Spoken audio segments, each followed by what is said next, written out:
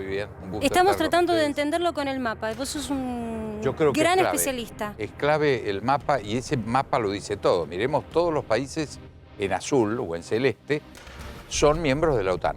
Exacto. Pero la OTAN terminaba en el pedacito occidental. Tenemos un mapa después de la Unión, de cómo era esta distribución en la época de la Unión Soviética. Claro, entonces, si hoy vemos, nos falta un país muy importante que no está en el mapa, que está en el norte, que es Finlandia. Es decir, hoy quedan entre Rusia y la OTAN, y Europa Occidental y Europa Central, 3 países. Finlandia, Bielorrusia y Ucrania. Son los grandes estados tapones. Traduciéndolo a nuestra región, gran conflicto principio del siglo XIX entre Argentina y Brasil, Bolivia, Paraguay y Uruguay. Son los 3 estados que son los estados frontera entre Argentina y Brasil.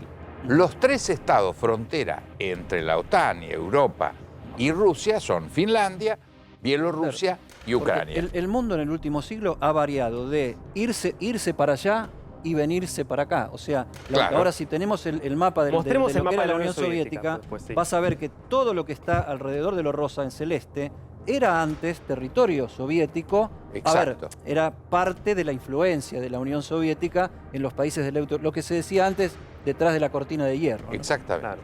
Pero hago una pregunta acá, porque Eddie lo trajo a colación y me parece interesante. Ya vimos la posición de Estados Unidos, bueno, en función de lo que decidió hacer Rusia, pero hay otra gran potencia que me parece que vale la pena repasar qué posición toma ahora y cuán importante va a ser su postura de ahora en adelante, que es China, Diego, que vos conocés perfectamente. ¿Nos haces una descripción de Sí. cómo entra en juego esa potencia ahora? Yo les pediría un minuto para terminar con los 3 países. Y vamos a China, que es Se nos fue el mapa. los el 3 socio, el países, socio que no está. los 3 países tapón, o se llaman buffer state en Sí. inglés. Uno podría estados amortiguador, tampones, podría ser. Ahora, Finlandia es miembro de la Unión Europea, pero no pretende ser miembro de la OTAN. Tiene mucha presión y dijo, no, a mí me toca ser estado tapón. Estoy entre estas grandes potencias, así que yo me abro de esto. Ni. Exacto. No tiene ningún problema. No estaba ni en el mapa que acaban de mostrar, pero está. Sí. Es un país muy importante. Bielorrusia es amigo, hay un dictador muy amigo de Putin, Totalmente. no hay ningún problema. Y acá lo tenés atrás, Diego, perdón que Claro. te interrumpa, pero es este Sí, sí. relato que vos haces apoyado para quien no Fíjate tiene por que qué en este pensarlo. mapa hay un par de detalles interesantes. ¿Dónde está Ucrania en este mapa? ¿Dónde ¿Por qué está no Ucrania? figura Ucrania en este mapa? Porque Ucrania era parte de la Unión De Soviética. la Unión Soviética. Esto es Ucrania. Claro, es Claro. esto que está Esto es mostrando Bielorrusia. Diego. Claro. Esto es Estonia, Letonia y Claro, Lituania. pero Todo por eso, eso era Unión Soviética. En estos 3 países tapones, la particularidad que lleva a que hoy estemos hablando de Ucrania es que el gobierno del presidente Zelensky se ha manifestado y ha pedido su inclusión en la OTAN. Esto es un dato muy importante. ¿A qué Entonces me- Estados Unidos dice, no es que yo quiero, me lo piden. Él quiere. Y ¿Eh? Putin Ellos- dice no. No, Porque no deja- importa, que no deja de les ser- toca. Deja de ser tapón. Entonces deja de ser tapón. Hay que entender. A ver, entonces, perdóname, entonces, y Diego, disculpame Putin alguna razón también No, tiene. tiene mucha razón. No en lo que está haciendo, que lo condeno Claro. totalmente. Él se compra, invadiendo, se compra todos pero los él boletos hace del malo. 22 años que está en el poder en Rusia. Lo primero que le planteó la OTAN es paren con la expansión hacia el este. Se terminó la Unión Soviética, ahora Rusia no es un país... Ahora, este mapa, perdón, Dari, centímetro hacia me la está izquierda. aclarando nuestro productor, este mapa es de 1960, ¿eh? Exacto. Digo, Claro. porque no tenemos por qué todos Claro, tener pero- eso en la memoria como lo tiene Diego. ¿Estamos volviendo a esta escena? Claro, pero ¿qué pasa? Eso que no vemos que es Ucrania, tenemos que recordar que en los últimos 2000 años, Ucrania como país independiente fue muy pocos años. Fue entre 1919, 18, 19, fin de la Primera Guerra Mundial, y 1921 que lo incorpora, ahí tenemos ya desde Claro. 1921. Incorporado a la Unión Soviética. Ahora, digo, Algo. para explicar un segundito el mapa, porque para que se entiendan los colores. ¿Por qué está rojo Polonia, Checoslovaquia, Hungría, Rumania, Bulgaria, Alemania Oriental? Porque todo esto era el Pacto de Varsovia. ¿Qué era el Pacto de Varsovia? La OTAN del lado comunista, vamos a decir así. Es decir, la alianza militar según la cual Sí, la otra OTAN. la otra OTAN. Cualquier La otra estado de estos era atacado y entonces los demás tenían que defenderlo. Y hasta acá llegaba la OTAN. La OTAN llegaba hasta lo que consideramos como Europa occidental, ¿no? Porque fíjate, Italia, Alemania Oriental y nada más, mejor dicho, Alemania Esto Occidental. fue el fin de la guerra del 45. Claro, pero un dato se dividió importante de esta manera. es esta Churchill, Stalin y esta Roosevelt. Ucrania, que aparece muy poquito tiempo, entre 1919 y 1921, antes había sido parte del Imperio Ruso y después va a ser parte del Imperio Soviético. Recién en 1991, estos 30 años, aparece como una república independiente. Vos decís algo, porque a mí me parece que acá hay un componente cultural también. Claro. ¿no? Muy grande. Hay un componente básicamente económico y básicamente geopolítico, o sea, gas, hidrocarburos y territorio, que vos no pases y yo no pase, pero hay un gran tema cultural. Vos decís el imperio zarista, decís el imperio soviético, y hay una cultura imperial en Rusia. Pero Que por por ahí en los primeros años de la revolución No, bolchevique pareció que disculpame, eso te se doy un derrumbaba, dato pero muy Stalin lo hizo. Pero te doy un dato muy importante. Rusia como tal no nace en Moscú. Nace en lo que se llamaba el Rus de Kiev, que era una aldea, un pueblo, una tribu. Rusia nació en Ucrania. Exactamente. Sí. Esto es en el año 880 de la era cristiana. Es decir, hace 1200 y pico de años. Ahí nace Rusia. Esto implica, hay algo muy importante. Ucrania para los rusos, y esto apuntala a la decisión de Putin, es como Malvinas para nosotros. Es una fibra nacional fundamental. Es el corazón. La madre Rusia nace en este lugar que están por ocupar. Sí, es como la lámpara de donde salió Rusia. Esto es muy importante para entender que indudablemente cuando se hace una acción militar de este tipo, no hago comparaciones, pero podemos nosotros recordar al general Galtieri buscando legitimidad con Malvinas. Claro. No hay ninguna duda que después de 22 años hay desgaste Claro. en el ejercicio del O sea poder. que Putin está galtierizado, digamos. Lo podríamos describir para la comprensión. Para entenderlo porque acá, para nosotros entenderlo este acá. proceso lo estamos tratando de apretar y podríamos estar meses para simplificarlo. desarrollarlo. Simplificando para poder entender. Entonces, para simplificarlo tenemos que entender que indudablemente en Putin hay una decisión de tocar el botón del nacionalismo. Ahora, hay te hago en una este consulta episodio. sobre este punto, Diego, para tratar de entender.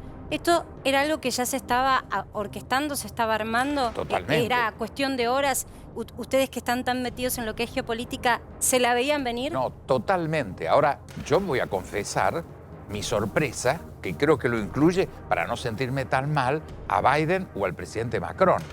Yo hasta el lunes pensaba que la presión era una cosa típica de los superpoderes. O sea, mucha presión, 130.000 soldados en la frontera rusa, pero haciendo ejercicios y como decía Putin, yo no le tengo que pedir permiso a nadie para hacer ejercicios militares en mi propio territorio.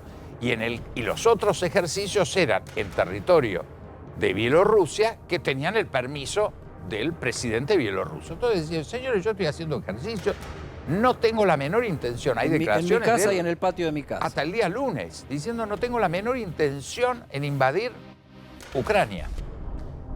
Tanto que el presidente Macron, que es un hombre indudablemente brillante y muy inteligente y muy culto, si uno lo ve la cara de Macron el lunes a la mañana cuando anunció que había sacado una cumbre entre los dos, entre Biden y Putin, yo creo que no solamente estaba pensando en cómo iba a ser reelegido en Claro, abril. porque Claro. Tiene elecciones ahora. En abril. Pero yo ya creo que él ya estaba pensando en el Premio Nobel de la Paz, además. O sea, que no solamente iba a ser en abril presidente, de nuevo, sino que además... Macron quiere ser el nuevo Merkel, ¿no? Pero claro, este es el gran escenario. heredero. Y Europa no puede desaparecer tal como la conocemos. Por eso en los últimos minutos trascendió la información incluso que Macron habría hablado con Putin y que le habría pedido que detenga el bombardeo, ¿no? En esta especie de tratar... Claro, un poco tarde. Pero Sí. lo que sí es muy significativo aquí es que Macron lo creyó y lo creyó Biden.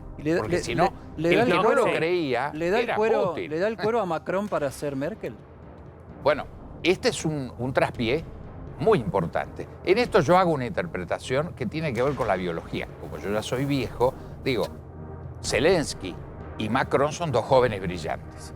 Pero la juventud es siempre una limitación sobre la inteligencia porque le falta la experiencia.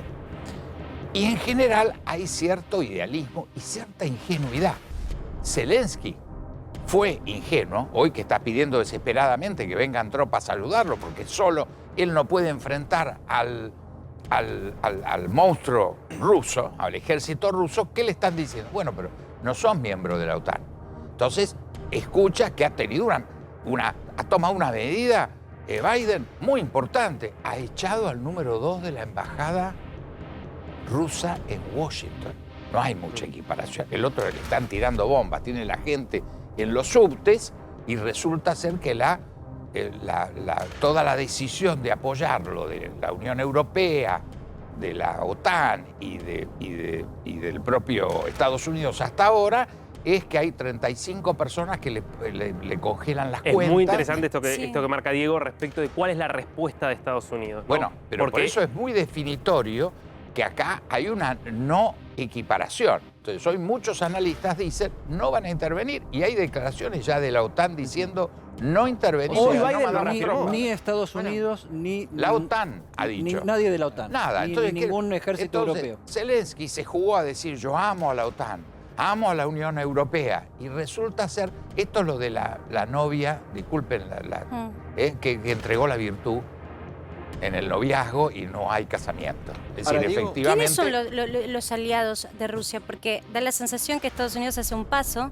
Europa hace un paso, uno piensa entonces... No, Japón el se ha bloqueo. pronunciado en contra, Bueno, Canadá, recordemos quiénes Australia. son los que están también detrás de Rusia y que podrían llegar a generar realmente hoy- un sismo mundial. Hoy hay una gran soledad, porque creo que recién habíamos hablado del caso China. Ya, yo te lo preguntaba. Eso. Fue patrocinado originariamente por el Partido Comunista ruso, pero ya en la década del 50, del 60 hasta el 70 rompieron relaciones.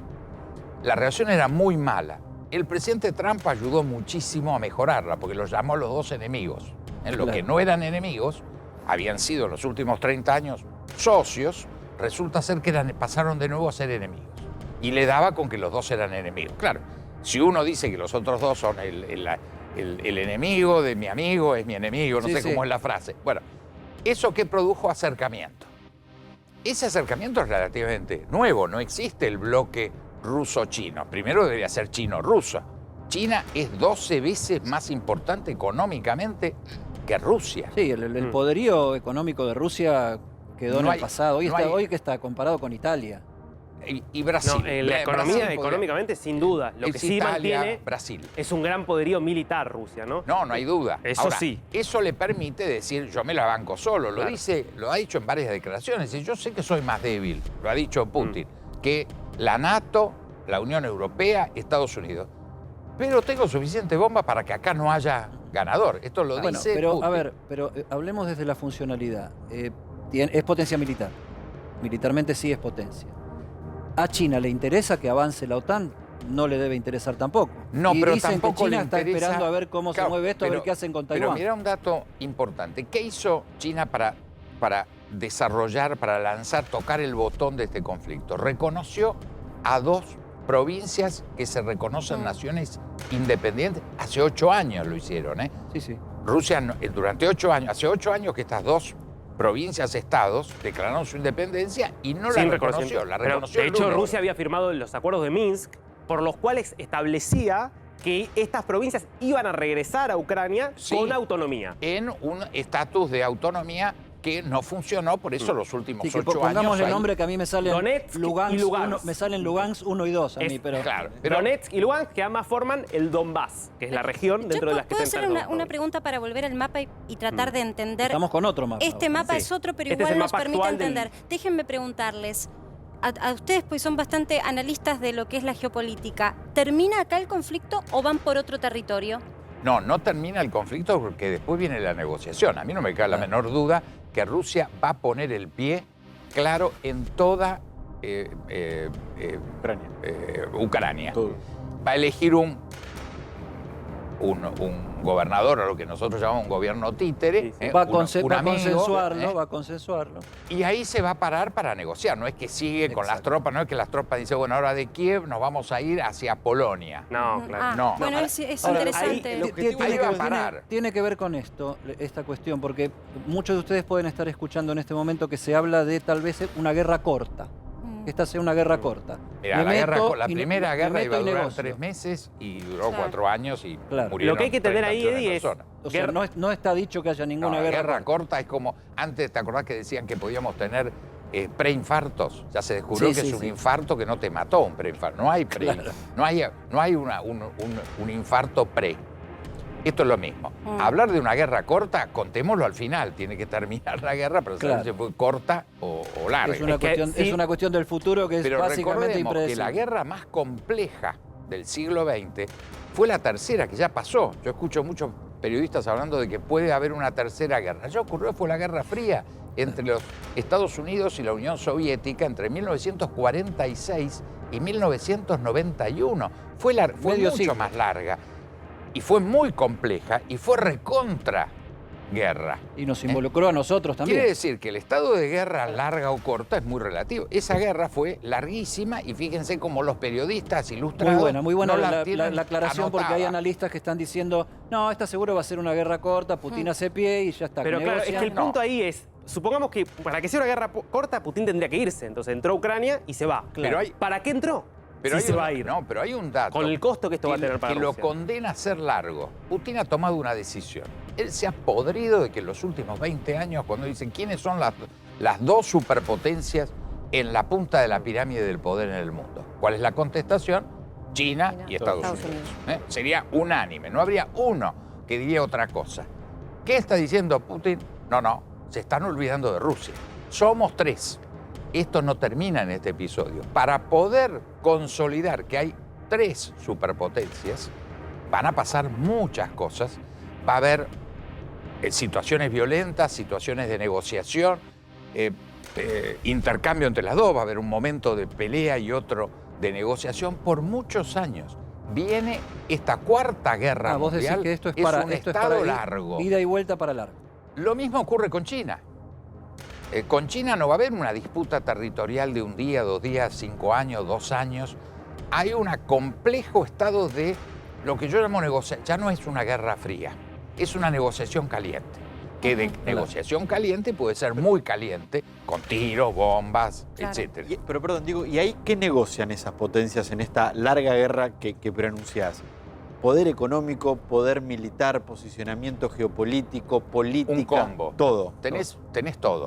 Porque además todo se plantea junto. No hay un poder económico. Nosotros, si uno analiza la Argentina como recursos, deberíamos ser de los países más poderosos del mundo. Tenemos minerales, tenemos comida, tenemos petróleo, tenemos gas, tenemos litio. Tenemos de todo. Y no miren cómo estamos. O sea que la economía mirá África. África es un país riquísimo, un continente recursos riquísimo. naturales, sí. Bueno, ¿Y nos, qué nos poder planteamos, tiene? nos Ninguno. planteamos ser didácticos, ahora vamos a volver al mapa, nos planteamos ser didácticos y nos cayó el profesor Guelar, que hasta Sí. pinta de profesor tiene con el bastón, ahí nos está dando una clase magistral espectacular. Déjame que te tire una muy cortita, la pelota afuera. Rusia, y preguntamos por China inmediatamente. ¿Y el coreano? No, el coreano es un resabio de la historia antigua. De la Guerra Fría. Yo me acuerdo, yo viví 4 Bueno, años. pero está ahí y tiene la bomba. No tiene ninguna bomba. Ajá. No, o sea, Bueno, ahí está, Yo- ahí hay una discusión, ¿no? De no, las si- bombas las tiene China. China. No, Sí, China, Él- por supuesto. Él tiene el cohete, larga un cohete que no tiene nada en la cabeza y Y el cohete explota allá. pasa por Claro. arriba de Japón y va al mar. No tiene ni cevita. Yo me acuerdo que con mi mujer vivimos 4 años en Beijing, en un momento que estuvo muy caliente la situación. Mi mujer me decía, pero... Cuando eras embajador. Claro, me decía, Diego, no es muy seguro estar aquí viviendo en Beijing porque a 800 kilómetros está la frontera con Corea del Norte. Claro. Yo decía, mientras Xi Jinping viva acá, no hay ningún problema, este es un lugar muy seguro. Si me entero que Xi Jinping se mudó, inmediatamente nos Salgo pasa. corriendo, claro. ¿Pero por qué? Porque Corea del Norte es un estado tapón. Si no estuviera Corea del Norte y hubiera una frontera con un país con gran influencia americana, Corea del Sur, la frontera no sería con Corea del Norte. Ahora, es un sería estado, directamente es con un Estados estado Unidos. tapón al que los chinos miman bastante, ¿no? Controlan, sin lugar a duda. En eso yo no tengo la menor duda, que te insisto, no hay una cebita que controle el dictador de Corea del Norte. O sea, muestra, O sea, tira como los que cohetes, Kim Jong-un desfile. a veces dice lo que Xi Jinping no puede decir. No, él tiene un espacio autónomo en el cual Xi Jinping no se mete en la vida interna, en el sistema dictatorial interno, cree en la libertad de cada país de determinar su destino. No se mete en eso, no le importa. Lo que le importa es que no tenga un territorio, que sea una línea, que sea una barrera con su enemigo, su rival principal, que es Estados Unidos. Entonces, los estados tapones existen en todos lados. Yo vivo en Bélgica. Bélgica lo crea el Foreign Office con un príncipe alemán para suprimir una frontera caliente entre Holanda y Francia. Por eso, Claro. la mitad de Bélgica se llaman balones, que están en el Sí, sur, sí. que Está hablan partido. francés, y la otra mitad se llaman flamenco, que no tiene nada que ver con el flamenco español, No. que es un dialecto, el flamenco es un dialecto holandés. Si uno va del sur hoy de Bélgica al norte, no puede hablar en francés. Los flamencos aceptan hablar en inglés con el que viene del sur, nunca en francés.